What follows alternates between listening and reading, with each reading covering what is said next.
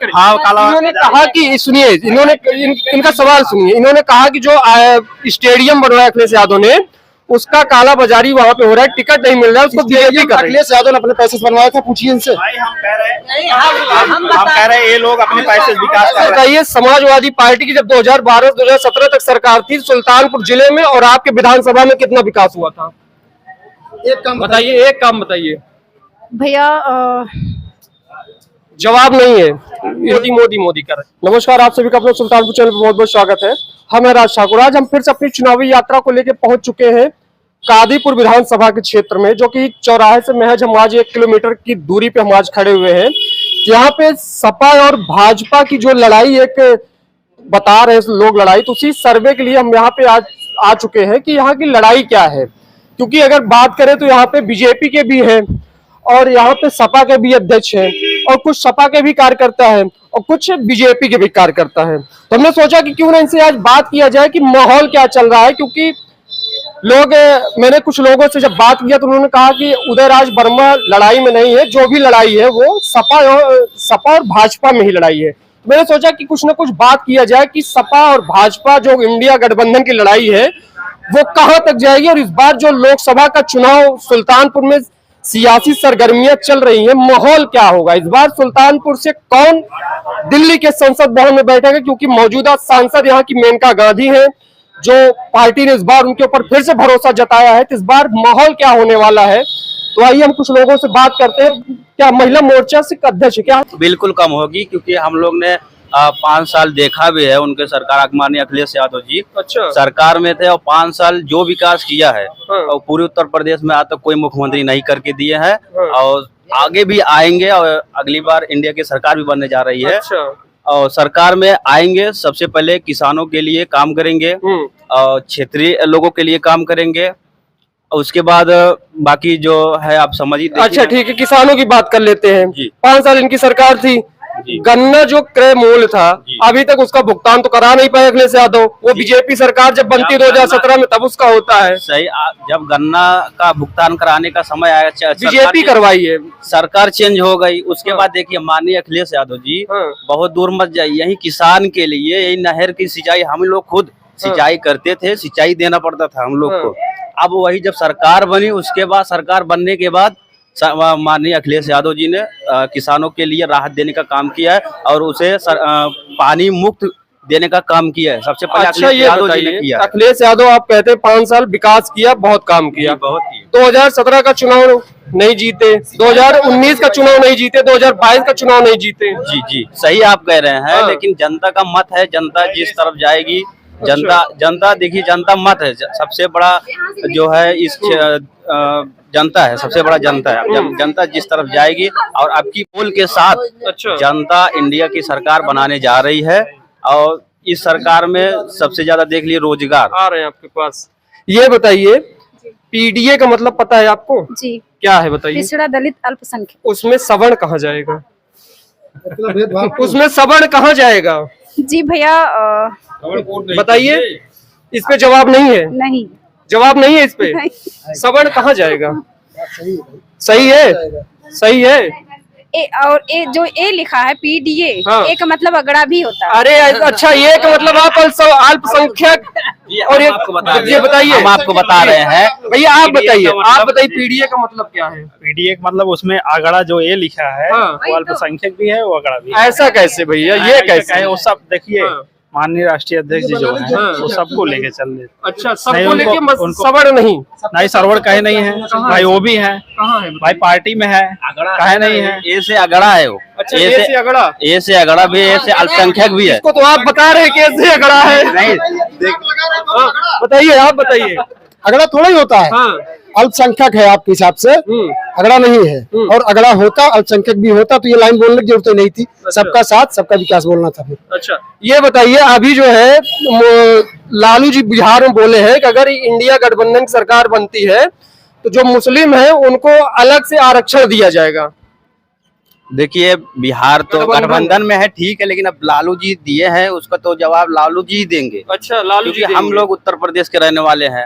आप उत्तर प्रदेश से रिलेटेड जो भी पूछेंगे सवाल का जवाब देंगे। अच्छा, ये बताइए, रोजगार पे आप बात कर रहे जी, थे, जी। तो रोजगार पे क्या होगा इस बार? रोजगार पे देखिए, अब 2017 से लेके आज तक जितनी भी भर्ती निकली है, जो भी भर्ती निकली है, जैसे पुलिस हो गया, अभी जल्दी में है, अभी एक हफ्ते पहले नीट का भी देख लीजिए, सबका पेपर लीक हो गया है। सरकार करवा रही है। अब सरकार करवा रही है, हम तो ये आरोप नहीं लगा सकते सरकार में, लेकिन जो सत्ता में रहेगा सवाल उसी से किया जाएगा। अच्छा, हम किसी के ऊपर आरोप नहीं लगा सके कि आप ही करवा रहे हैं, लेकिन हम किसी के जो सरकार में रहेगा। आपकी 5 साल सरकार थी, कितना रोजगार दिए थे? जी, हमने दिया था, रोजगार भी दिए थे, हमने विकास भी किया था। आप देखिए, महिलाओं के लिए 190 भी लाख चालू करवाए थे। 10 नंबर वही, सॉरी, 10 90 भी चालू करवाए थे, 108 चालू करवाए थे। उसके बाद 100 नंबर पुलिस भी दिए थे, जो जगह जगह पे जाती थी,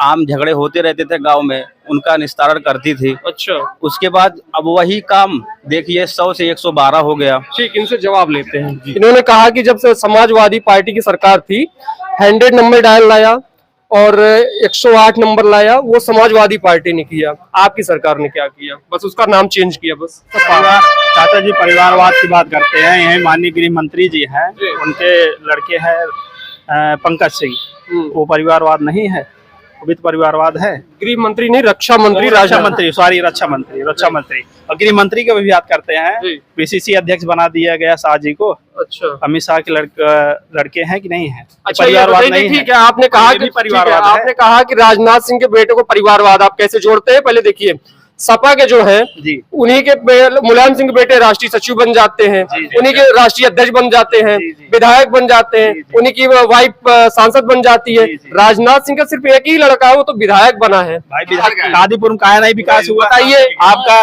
बिजली का यहाँ जो है पावर हाउस लगा, ऐसे तमाम पावर हाउस थे। माननीय रामचंद्र जी विधायक थे, चाचा भी साथ में थे। उस समय सिर्फ एक पावर हाउस हुआ करता था।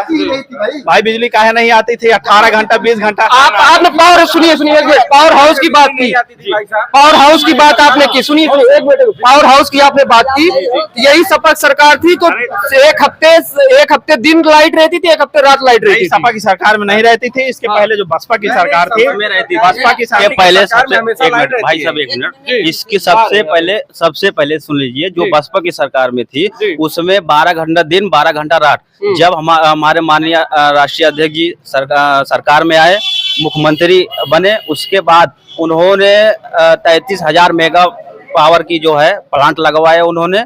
उसके बाद जगह जगह पे जो अर्थव्यवस्था जो भी गड़बड़ स्थिति थी उस समय, उसको सही करने का प्रयास किया उन्होंने। 33,000 मेगावाट।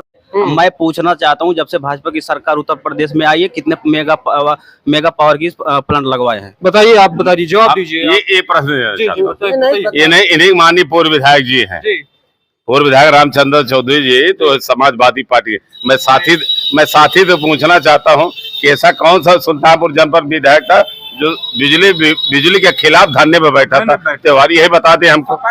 सपा के सरकार में सिर्फ ईद में लाइन आती थी, होली दीपावली में लाइन नहीं आती। ऐसी कोई बात नहीं थी। मैंने जो सवाल पूछा उसका जवाब दीजिए। जी देखिए, हम उस समय, क्योंकि हम उस चाचा हमारे बहुत सीनियर हैं और विधायक जी के साथ में रह चुके हैं। आप जवाब दीजिए, जो पूछा। देखिए, आप जवाब दीजिए। उस समय विधायक जी का कोई भाई निजी उनका वो रहा होगा। अब क्या था क्या नहीं था वो हम लोगों को भी जानकारी नहीं है।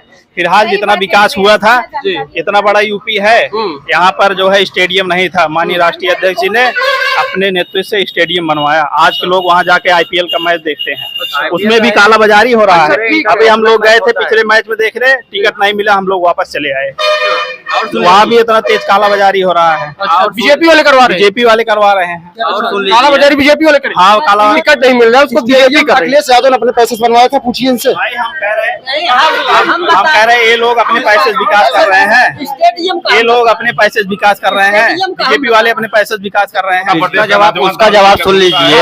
अभी ताजा माननीय राहुल गांधी जी वीडियो जारी करके जवाब नहीं, हम अब ताजा की बात कर रहे हैं। हम ताजा की बात कर रहे हैं। अभी माननीय राहुल गांधी जी बोले हैं कि इंडिया की सरकार बनते ही युवाओं को 30 लाख रोजगार देंगे। माननीय जब 2014 में सरकार नहीं थी तो उन्होंने क्या बोला कि भाइयों बहनों महंगाई का माँ तक नहीं बोलते कोई ये कांग्रेस वाले लोग। आज कितना महंगाई है, महंगाई पे बात करिए। लेकिन विकास भी तो किया है। विकास क्या किया बताइए। पहले कोई वंदे भारत ट्रेन नहीं थी, आज 35 वंदे भारत में चल रही है। अभी आप सुन लगभग 12 एयरपोर्ट आपके उत्तर प्रदेश में बन के तैयार है। सही बात आप कर रहे हैं। आप कितना एयरपोर्ट बेच दिए मालूम है? एयरपोर्ट बेच दिया इन्होंने, LIC एयरपोर्ट बेच दिया। माननीय जी से हम एक सवाल पूछना चाह रहे हैं कि आत्मनिर्भर की बात कर रहे हैं, सही है, अच्छी बात है, हमें गर्व भी होना चाहिए। आपसे हम सवाल पूछना चाह रहे हैं कि चाइना के मुद्दे पे क्या बोलेंगे? महंगाई पे बात करिए। 2014 के पहले सरकार थी राहुल गांधी, तब कितने रोजगार दे दिए थे? ये उस टाइम पे जब माननीय जी 2 लाख रोजगार का वादा, 2 करोड़ रोजगार का भी वादा किए थे। आज हम पूछ रहे हैं कितना रोजगार दिए हैं? 10 साल हो गया है। आपके सिमरी साहिब में इतनी बड़ी फैक्ट्री बन रही है और जिनकी जमीन उनको चौगुना। हम अग्निवीर के बारे में कहना चाहते हैं चाचा जी से कि आर्मी में अभी आप नेता हैं, आप 75 साल नेताई कर सकते हैं, लेकिन जो आर्मी में जा रहा है 4 साल बाद चला रहा है, क्या करेगा बताइए? इसमें कह रहे 25% लेंगे ना। क्या लेंगे भाई 25%? 4 साल बाद वो क्या लेगा? देखिए आ गए मेन मुद्दा पे आ गए, मेन मुद्दा पे आ गए। ऐसा कुछ नहीं है भैया, हम कह रहे हैं मणिपुर की घटना को देख लीजिए। इज्जत होती है महिलाओं की, मतलब महिलाओं की क्या हालत हुई थी, क्या हालत हुई थी मणिपुर की घटना को आप उठा के देख लीजिए। मणिपुर में एक सरकार किसकी थी? सरकार किसकी थी मणिपुर में? सरकार किसकी थी बताइए? प्रधानमंत्री तो मोदी जी तो थे ही। अरे मणिपुर राज्य अलग है ना, सरकार किसकी थी? सरकार तो मोदी जी की ही थी। देखिए आप मुद्दे से भटकाइए नहीं। सबसे देखिए आप उत्तर प्रदेश में सवाल कीजिए। आप उत्तर प्रदेश में जो भी पूछिएगा आप उसको मजबूती के साथ। मैंने सवाल नहीं किया, करने क्यों नहीं किया? देखिए जाएंगे, उन्होंने बोला है जाएंगे और जाएंगे भी। नहीं समय है, बिल्कुल है, जाएंगे, बिल्कुल जाएंगे, दर्शन भी करेंगे।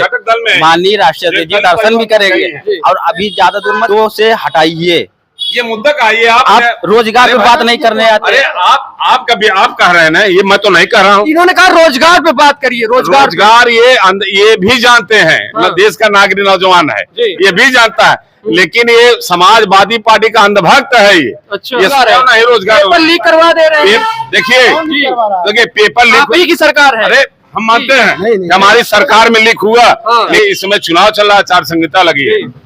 जिन बच्चों ने पेपर दिया है पुनः हम करा के उन लोगों को ये पैसे की जो देना वो पुनः भर्ती करने का काम भारतीय जनता पार्टी योगी आदित्यनाथ करेंगे चुनाव के बाद, आचार संहिता के बाद। वानी जी बोलते हैं कि हम लोग 2,000 रुपए देते हैं ना, सब लोग को, किसानों को 1-2 हजार रुपए देते हैं। और हम पूरा उन्हीं लोगों से कहना चाह रहे हैं कि देखिए 2,000 आप देते थे, कान इधर से पकड़िए कान उधर से पकड़िए, लेकिन राष्ट्रीय अध्यक्ष जी की सरकार की समाजवादी पेंशन के नाम से 500 रुपए महीना देते थे। और यही लोग वही चीज 500 रुपए तो दे रहे हैं महीना, लेकिन कान घुमा के दे रहे हैं। हमारी भी सरकार दे रही थी ना, ऐसा तो है नहीं कि हमारी सरकार नहीं दे रही थी। हमारी सरकार कुछ किया नहीं है।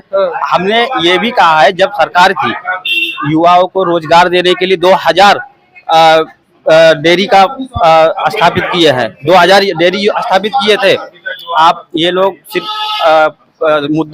मुद्दों पे चुनाव नहीं लड़ना चाहते, सिर्फ धर्म। आपका मुद्दा क्या रहेगा इस बार? आपका मुद्दा क्या? हमारा मुद्दा यही है कि युवाओं को रोजगार चाहिए, युवाओं को नहीं रोजगार चाहिए। इस बार जब आपकी सरकार बनेगी तो आप रोजगार पे कितना काम करेंगे? हमने हमारी सरकार ने भी, जो भी सरकार आने वाली है उन्होंने भी बोला है कि अगस्त से हम लोग भर्ती चालू करा देंगे, 30 लाख युवा को रोजगार देंगे हर साल। देखिए हर साल देंगे 30 लाख, अगस्त से शुरू हो जाएगा। आप ये समझिए अगस्त से शुरू हो जाएगा भर्ती। 5 साल में 30 लाख देंगे, हर साल 30 लाख देंगे? देखिए अब माननीय मोदी जी बोले थे तो हम तो 1 साल में 2 करोड़ देंगे। अब इन्होंने बोला है कि नहीं आप रोजगार नहीं सुनिए, रोजगार आप क्या मानते हैं? सरकारी नौकरी ही रोजगार मानते हैं आप? सरकारी नौकरी आप रोजगार मानते हैं? नहीं देखिए अब हम लोग को क्या चाहिए बताइए? रोजगार चाहिए। नहीं रोजगार आप सरकारी नौकरी को ही रोजगार मानते हैं? सरकारी नौकरी ऐसा नहीं कि अरे कम से कम यहाँ कादीपुर में 1-2 फैक्ट्री लगवाए। लग तो रही है, बताया ना कि फैक्ट्री लग रही है। यही चीज इनको। अब देखिए अब हम आपको एक मुद्दा बताएं, बहुत मेन मुद्दा है। हमारे गाँव जिस गाँव से हम निवासी है माननीय सांसद जी के सुपुत्र हैं माननीय वरुण गांधी जी। 2014 में जब चुनाव लड़ने के लिए आए थे, हमारे गांव में कैंपेन लगाए थे। उन्होंने बोला हमारे गांव के क्षेत्र क्या आपको जरूरत है? सब लोगों ने बोला कि यहाँ नहर की एक पुल की बहुत आवश्यकता है, ठीक है।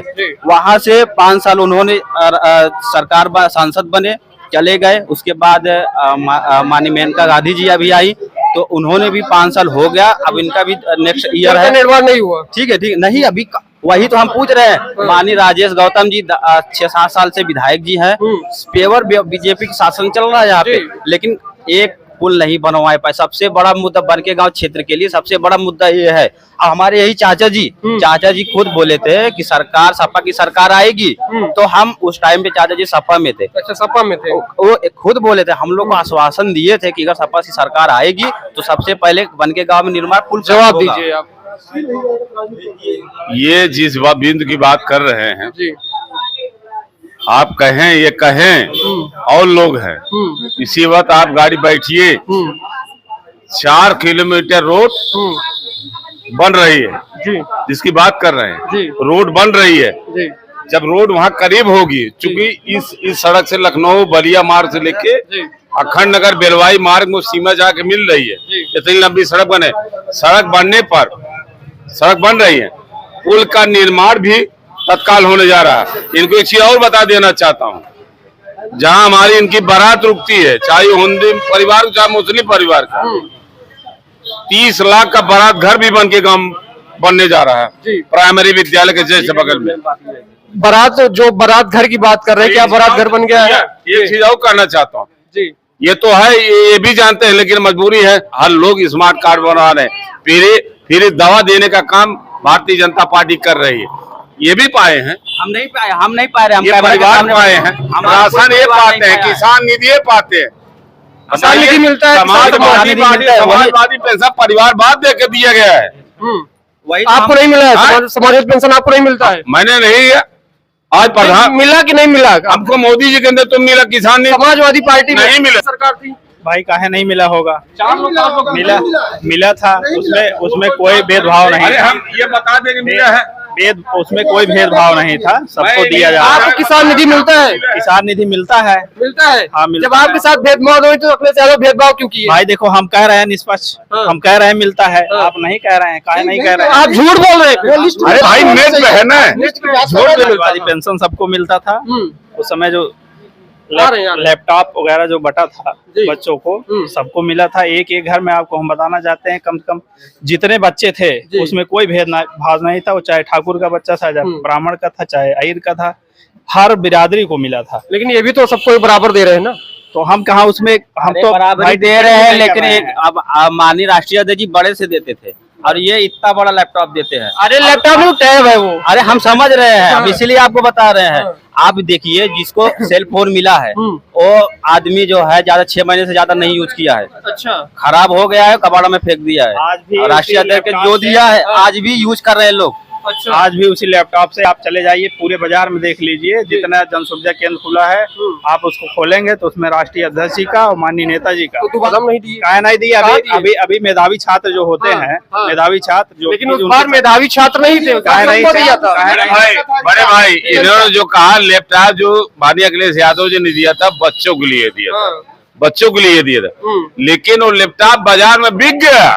जब भाजपा सरकार आई, बच्चों को जब रोजगार नहीं दिया तो लोग अपना एक जन सुविधा केंद्र खोल लिए या और तमाम चीज खोल के बेचारे अपना रोजगार तो कम से कम कमा रहे हैं। भाई इसी लैपटॉप से तो कमा रहे हैं भाई, किसी का चोरी तो नहीं कर रहे हैं। नहीं लगा था ये तो कह रहे हैं लगा नहीं, ये झूठ बोल रहे हैं। रोजगार चाहिए, रोजगार चाहिए, बिल्कुल चाहिए, रोजगार चाहिए, चाहिए रोजगार, बिल्कुल। फॉर्म भरे हैं? कौन सा फॉर्म भरे हैं? मिस्त्री काम करते हैं, मिस्त्री काम करते हैं तो सरकारी लिए। तो हमने यहाँ की तमाम जनता से हमने बात किया, तमाम मुद्दों पे बात किया, जो कि बीजेपी के थे, कुछ सपा के लोग थे। तो कुछ लोगों का मुद्दा ये है कि रोजगार पे सबसे पहले बात किया जाना चाहिए। तो अहम मुद्दा वो युवाओं के लिए जो रोजगार है, तो सरकार इस पे विशेष कार्य करना चाहिए सरकार को। और लड़ाई तो आप लोगों को भी पता होगा कि लड़ाई यहाँ पे सुल्तानपुर में जो सियासी घमासान चल रहा है, सपा और इस इंडिया गठबंधन का और बीजेपी का यहाँ पे लड़ाई चल रही है, जो कि मौजूदा केंद्रीय मंत्री जो सांसद है उनकी भी लड़ाई यहाँ से चल रही है। फिलहाल दावा तो अनेकों पार्टियां करती हैं कि हमारी सरकार बन रही है, हमारी पार्टी जीत रही है, हम जीत रहे हैं। वो तो तब पता चलेगा जब यहाँ से ईवीएम खुलेगा। 4 जून को जब ईवीएम खुलेगा, कौन किस पे कितना भारी होता है वो वक्त बताएगा, समय बताएगा कौन कितना किस पे भारी है। तो पार्टियां तो अनेक अनेक दावा करती हैं। तो देखते रहिए हमारा अपना सुल्तानपुर चैनल। इसी तरह के अपडेट पाने के लिए हमको हमारा चैनल सब्सक्राइब करिए, चुनावी अपडेट पाने के लिए चैनल सब्सक्राइब करिए। कोई आपका सुझाव हो कमेंट करके हमको जरूर बताइए, हम आपकी बात जरूर सुनेंगे। कैमरामैन रिंकू साहू के साथ हम राज ठाकुर, अपना सुल्तानपुर।